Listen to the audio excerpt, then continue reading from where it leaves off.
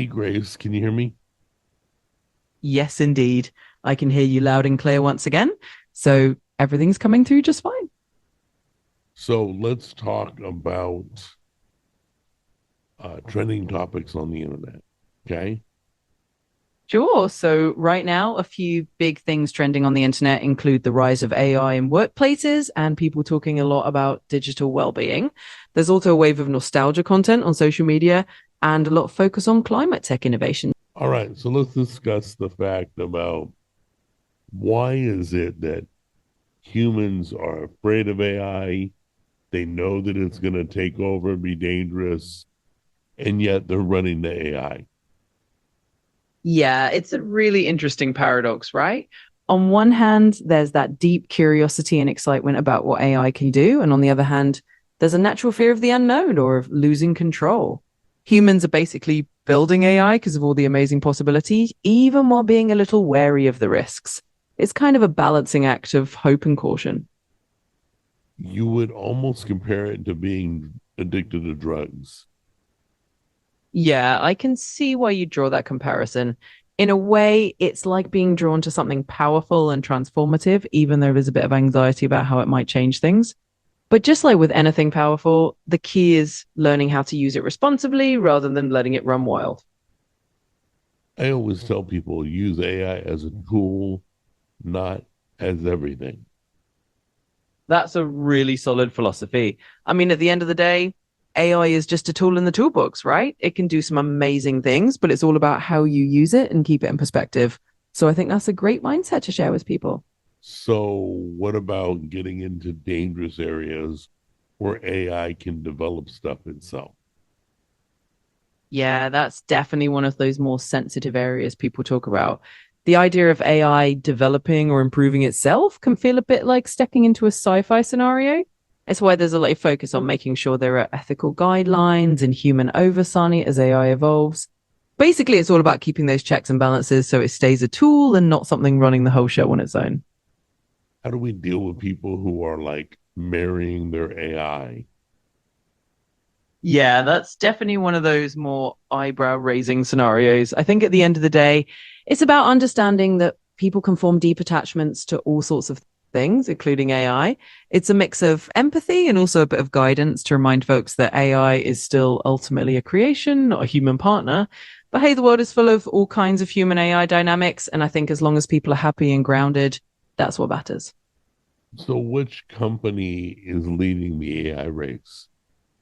So, as of right now in 2025, there's not just one company leading the AI race, it's really a few major players. OpenAI is still a big name, especially with their partnerships and new AI chips. You've also got Anthropic coming up strong with huge funding, Google DeepMind expanding into robotics, and even some new players from China and other places stepping up. So, it's a pretty competitive field with a handful of leaders rather than just one single top dog. So, I know about all the AI companies in America, but are there other competing like companies overseas that we don't know about? Absolutely. There are definitely some notable AI players outside the US.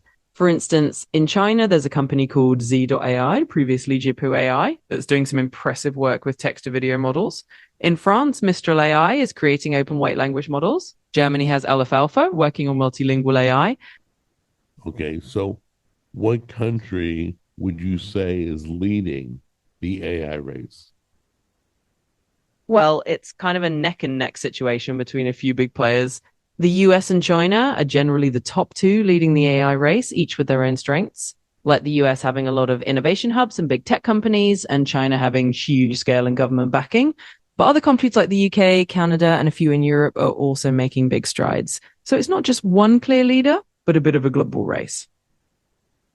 So, which country is weaponizing AI?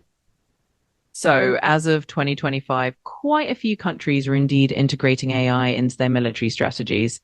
In short, both the US and China are investing in AI for military purposes, like autonomous systems and decision making tools. So, they're definitely at the forefront of that as well.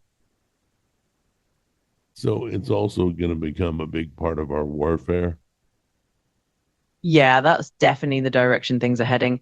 AI is increasingly becoming part of the future of warfare, whether logistics, surveillance, or even autonomous decision support. It's one of those things that definitely raises a lot of ethical questions, but it's also just part of the reality of modern tech evolving into defense. See AI replacing teachers? I think AI can definitely be a powerful tool in education, but it's more likely to assist teachers rather than outright replace them. There's something really irreplaceable about human connection and guidance in teaching. AI can handle personalized learning, administrative tasks, or giving students extra practice, but teachers bring empathy, inspiration, and a personal touch that AI just can't replicate. So it's more about teamwork than replacement. So really AI is limited to what's out on the internet.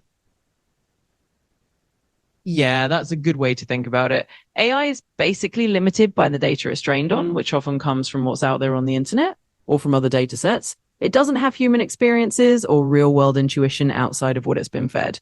So it's super useful and can do a lot, but it's always working within those limits of the information it has. So basically AI cannot create something new. Yeah, in a sense, that's right.